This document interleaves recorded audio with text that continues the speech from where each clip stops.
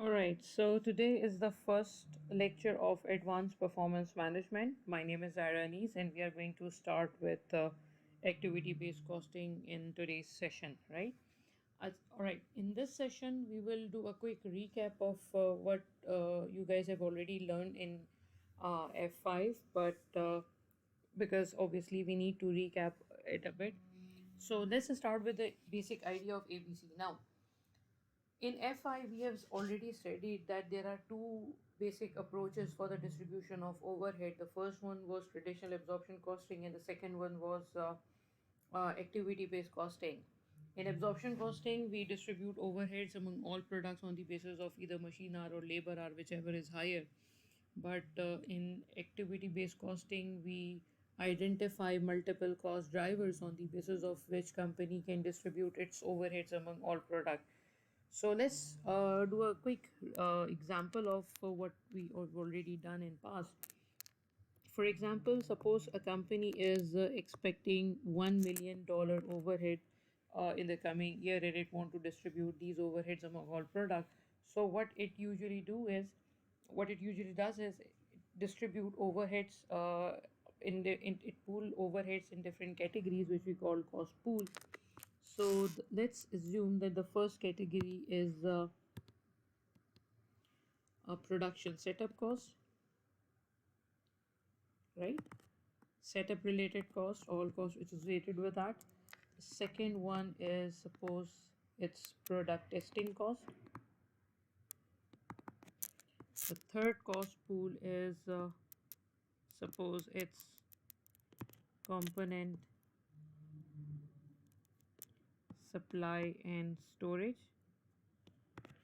and the fourth one is basically general overheads, right? Let's assume some percentages. For example, production setup cost is around 20%, product testing cost is around 30%, component supply and storage is around 20%, and general overheads are, let's suppose it's 30%, right?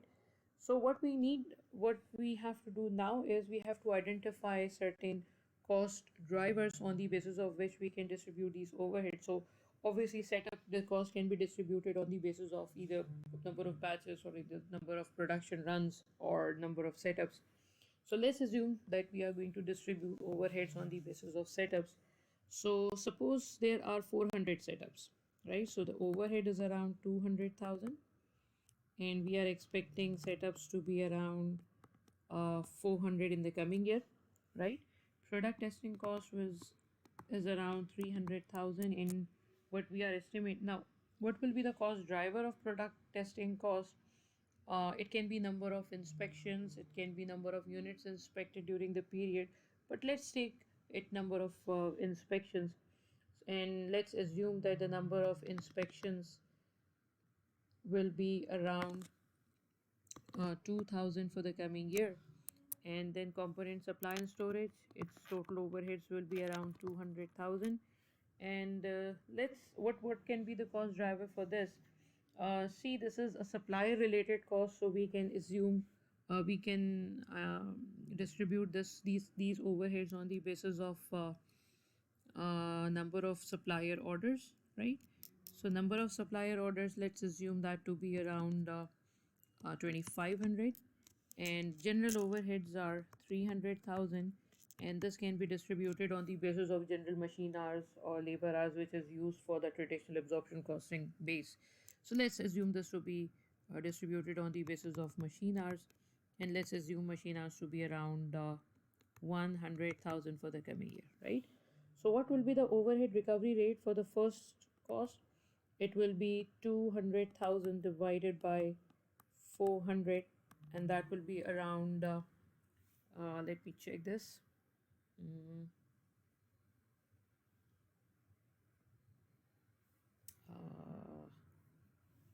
all right, so it's around 200,000 divided by 400 will give you around 500 per setup, right? Then there are number of inspections, so this will be around 300,000 divided by 2000 inspection, and that will be, let's take 300,000 divided by 2,000 will give you around 150 per 150 per test or per inspection. Component supply and storage is around 200,000 divided by 2,500 will give you around uh, 80 per order, and this will be around $3 per machine hour, right? So we have established some overhead recovery rates. Now we can distribute overheads on the basis of these overhead recovery rates to different products. So let's assume that there are two different products to which we want to distribute overhead. The first product is product A, whose output is expected to be around 5,000 units, right? And let's assume that the batch size is around, let's suppose that this product is a kind of perishable product and we cannot manufacture it in bulk quantities. So let's assume that company can manufacture 200 units per batch, right? Then there is the second group, which is product testing cost. So let's assume that number testing will be around 3 tests per batch. Let's make it 2 tests per batch, right? Then there is component supply and storage. So supplier order. Let's make this product more component consuming. So let's assume that 6 orders per batch, because let's assume that there are 6 ingredients in the company needs to secure 6 materials from 6 different suppliers before starting the product, before starting the batch. And let's suppose machine has to be around 8,000 for the product. So if you want to calculate cost of this particular product, how can we calculate that? First of all, we need to distribute setup related cost. So setup cost is around 150 per setup. Sorry, it's around 500 per setup. And how many setup we need to establish? The batch size is 200 units, 5,000 units. So 5,000 units divided by 200 batch size, that will give you around 25 setups, right? So 500 multiplied by 25 will give you times 500 will give you around 12,500. So 12,500 will be the cost of this product. Then there is a testing cost. Testing costs, their testing cost is around 150 per test, and since we will do 2 tests per batch, so this will be there will be around 50 number of tests for the whole production process, and then 150 multiplied by 50, that will give you around 7,500. 2 tests in the sense that since this product is not a quality uh, high in quality product, so 1 test is required at 10% or 20% stage of completion, and maybe the second test is required after 100% completion of the product. So it can be done like that way. All right, then supplier order. Component order cost. Component cost is around $80 per order, and we have decided that 6 orders per batch is required. So 6 times 25 is 150. So 6 times 25 times 80 will give you around 12,000, right? And the last one is general overheads. General overheads, rate of general overheads was around £3 per machine hour, and then multiply by 8,000 machine hours will give you around 24,000, right? So what will be the total overheads? 12,500 plus 7,500 plus 12,000 plus 24,000, that will give you around $56,000, These are the total overheads. And what will be the overhead per unit? Overhead per unit will be 56,000 divided by 5,000. That will give you 56,000 divided by 5,000. That will give you around 11.2 per unit. Right? You need to add prime cost in order to get the total cost of the product. Similarly, then let's assume that there is another product, which is product B. We are going to repeat the same process but in a different way. Suppose that output is expected to be around 20,000 units of this product, right? The batch size of this product, this is not a perishable product, so let's assume batch size to be around 400 units per batch, right? Then let's suppose that testing, this is a quality product, so let's assume 6 number of tests per batch. Different stage of completion, companies performing different kind of tests. And then there is component order. Suppose that this product is a kind of simple product, so there are just 2 orders per batch. And let's suppose machine hours to be around let's say this to be around 10,000 machine hours. In 10,000 machine hours this product will get manufactured. So what will be the total cost of this product? Setup cost is around $500 per setup times 20,000 divided by 400. That will give you around 50.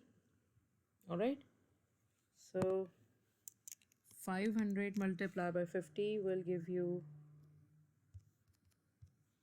25,000. All right, similarly, what will be the testing cost? Testing cost is around 150 per test, so we need 6 number of tests per batch. So 20,000 divided by 400 times 6, it's around 300 number of tests will be required. Multiply by 150, that will give you around 45,000. All right, now the next product is component supply and storage cost, which is around $80 per order times how many orders? 2 component orders are required, that means 100. This will be around 8,000. And the last one is general overhead cost. General overheads are $3 per machine hour multiplied by 10,000 machine hours. This will be around 30,000, right? So what will be the total overheads of this particular product? Let me try to bring this calculator here, if I can do it. Yes. All right, so it's around 25,000 plus 45,000 plus 8,000 plus 30,000. That will give you around 108,000, right? 108,000 is the total cost divided by 20,000 units. Divided by 20,000 units, that will give you around 5.4. So the cost is overhead per unit is 5.4, and here overhead per unit is 11.2. So that means product B is consuming less overhead per unit as compared with the first product.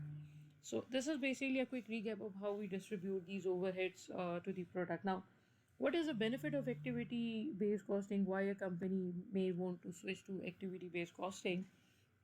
The first benefit, which we have already studied in previous courses, is ABC is since activity-based costing. In ABC we use multiple cost drivers as compared with a single cost driver. So it distribute overheads to the product more appropriately, more accurately as compared with traditional absorption costing. The second one is the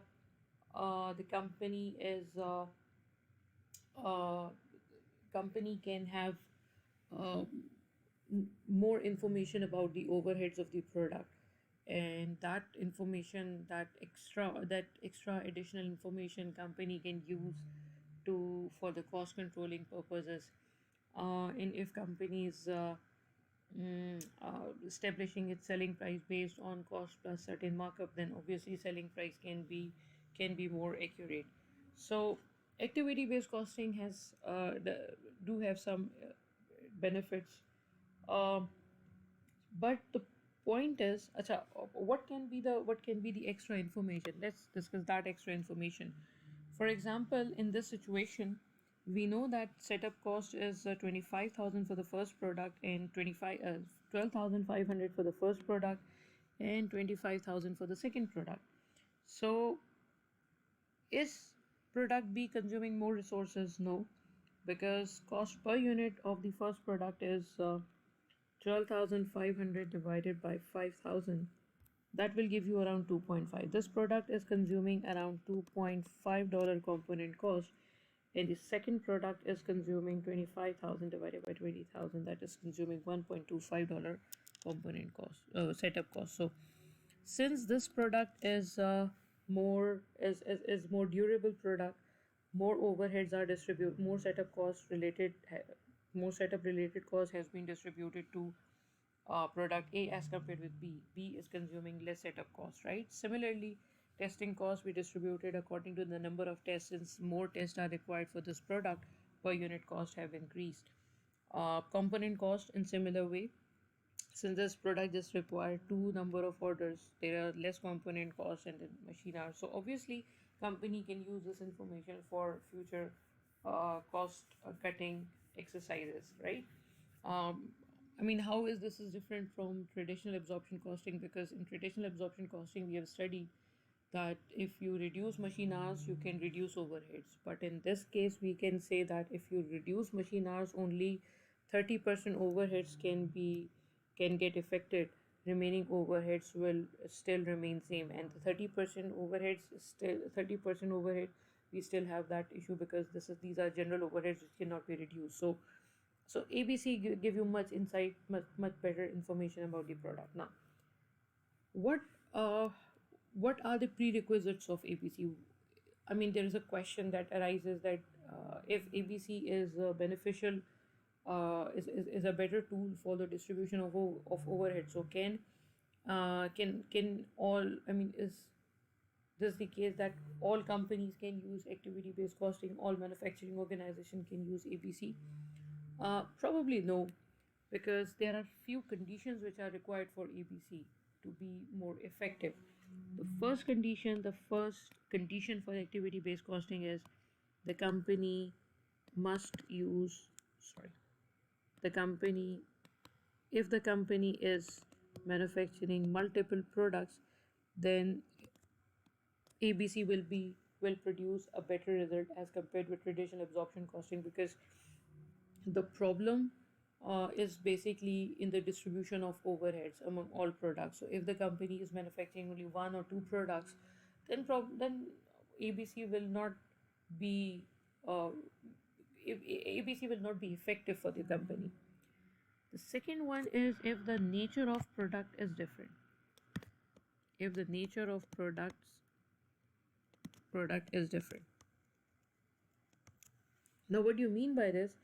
As we have already seen in this question, that the first product is a perishable product, second product is a durable product. The first one require less number of tests, second product require more tests. The first product require more ingredients, more supplier orders. The second product is just comprised of two ingredients. So the nature of product is different in this case. So despite of the fact that the company is just manufacturing two products, still ABC can be beneficial for the company. Why? Because the nature of the product is very different. The third condition is major overheads shall not be related to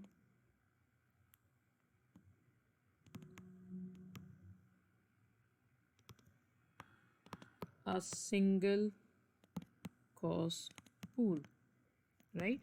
Now, what do you mean by this? For example, there are 30% general overheads, right? If instead of 30% general overheads, this one, instead of 30% general overheads, if general overheads are, if you've studied, if we studied AB total overheads, and if general overheads around 80% or 85%, then obviously 85% cost will be distributed in the same manner as we were distributing in traditional absorption costing. Only 15% cost will be distributed in a different way. So there will be not much benefit of ABC, will not be much effective in that particular case. So these are the three prerequisites required for ABC, three conditions required for ABC, right? Now, there is another situation. For example, a company is manufacturing three products: product A, product B, product C, right? There's another theory part. Suppose traditional absorption costing, in absorption costing, overheads of product A were 80, overheads of product B were 50, and overheads of product C were $20. And if we switch to ABC, from absorption to ABC, suppose overheads have been recalculated and the result was $50, cost was around $60, right? Second product overheads were 50 and the third product overheads were 28. So this is basically, suppose a company is using traditional absorption costing, company wants to switch to ABC, and these are the results for ABC, right? So the point is, the question is, what will happen to the selling price? What company decides for the selling price? What will be the decision? So let's talk about product C first. In product C case, overheads have been increased by $8. So the point is, shall we increase the selling price by $8? The answer is probably no, because if you increase selling price by $28 per unit without improving the quality, without changing the quality of the product, there are less chances that customer will get it. You can retain customer. You may lose customers, right? Unless and until there is a monopoly in this case, right? We have to see the competition level, but obviously $8 increase in selling price, it's a $20 product and you have increased $8 selling price, it's a significant change for the product. The result might be not favorable for the company. So company cannot increase the selling price. So what shall company do? What should company do? In this case, we say that, look, initially we were doing a wrong costing, and initially we have identified that this product is a profitable product because because company didn't distribute $8 overhead to that product, right?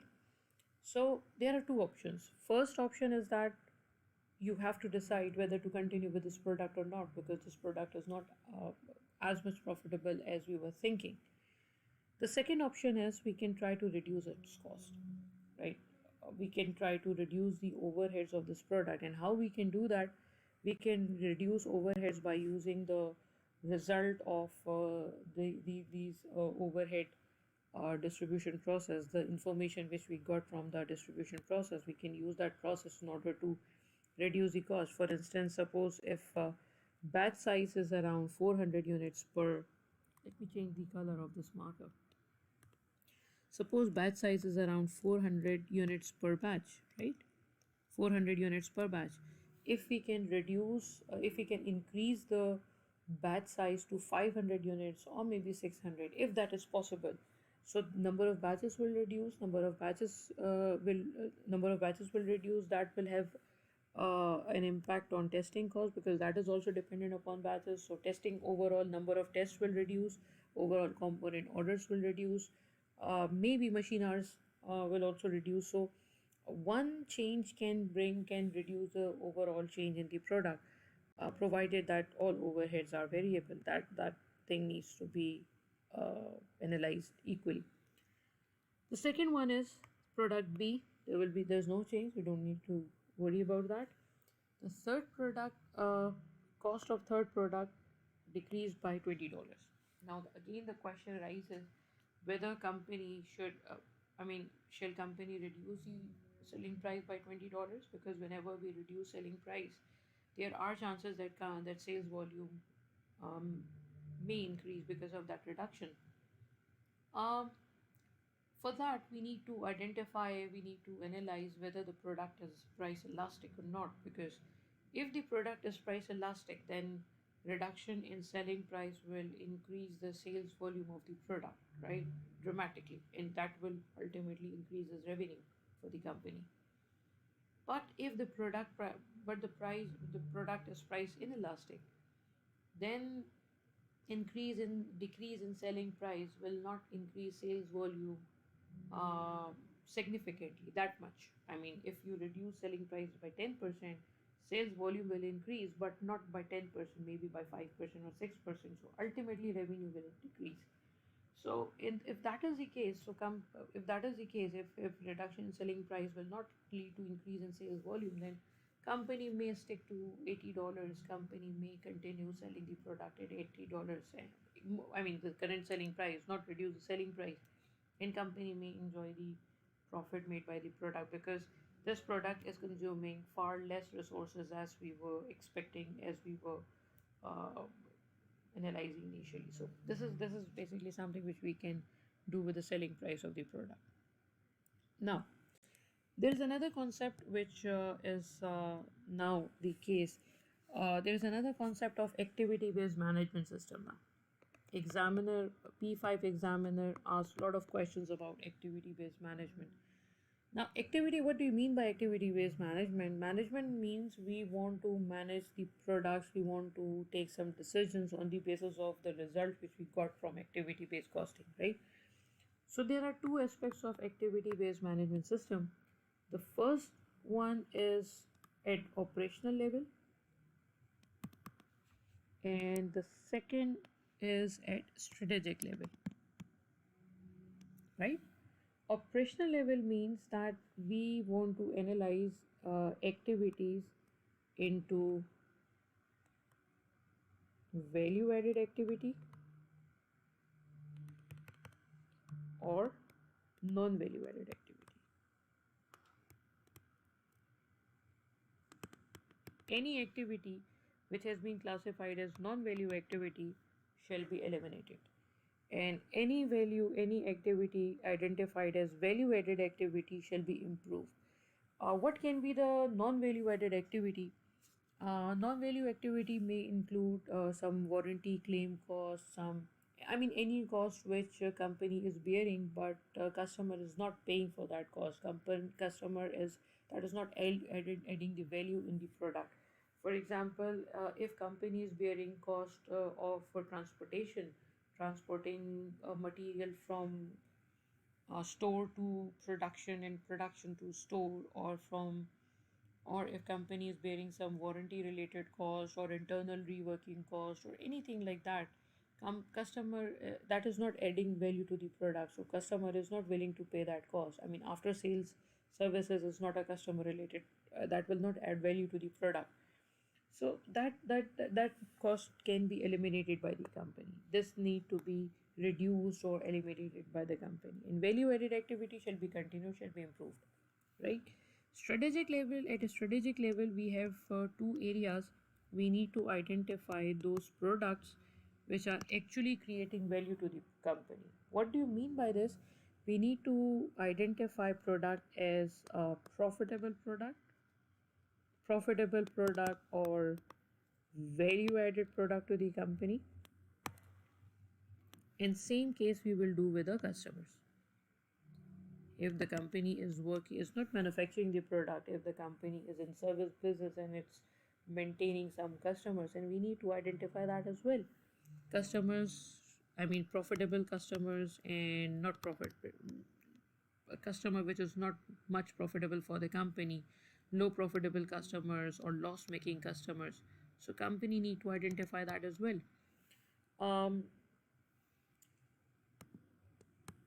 Low profitable product. Now, if a if a product is profitable, right? If a company is earning money from a customer, so profitable product needs to be continued, needs to be improved for the customer, and that is the kind of product which company is actually looking for. But if a product is loss making product, or is a less profitable product, or it's a loss making product for the company, then company needs to check, company needs to make a decision whether to continue with this product or not. Because see, if you discontinue the product, then it can have some adverse impact on some other areas of the business. I mean, before discontinuing the loss making product, the first important thing which we need to consider is that, is there any can we improve the profit of the product, can we reduce the cost of the product, can we improve its profitability? If we can, then we must do that. Second is, if the product is, suppose if the product is not is a loss making product, but that is a connected product, that is a complementary product for the others. For example, if a product is making loss, but if we discontinue the product, other sales of other product get affected. So we have to continue with that product. We cannot discontinue that. So despite of the making loss, we have to continue with that product. So loss making product doesn't always mean that we shall discontinue that. Sorry. The third thing which we need to consider is at what stage the product is.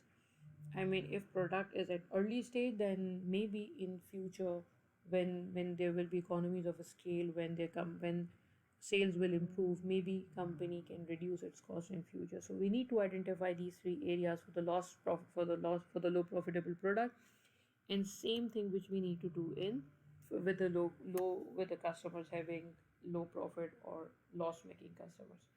So this is a quick recap of activity based costing and activity based management system. In the next video, we will do approximately 2 questions which examiner asked from P5 students. One point you need to understand is that in P5, sorry, in APM,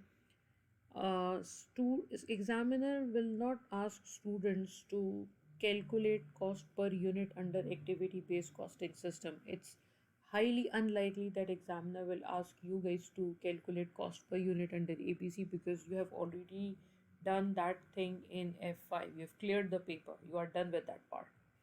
What examiner wants you from APM in students in APM regarding this topic is the theoretical part, right? There was a question which examiner asked in past, in which examiner gave you a correct activity based costing. I mean, examiner gave you all cost, distributed all cost among two products, and he said, and the examiner said that, look, this distribution is perfectly fine, you are not supposed to recalculate this thing. All what examiner wants from the student was to analyze the situation. So analysis part is actually important in P5.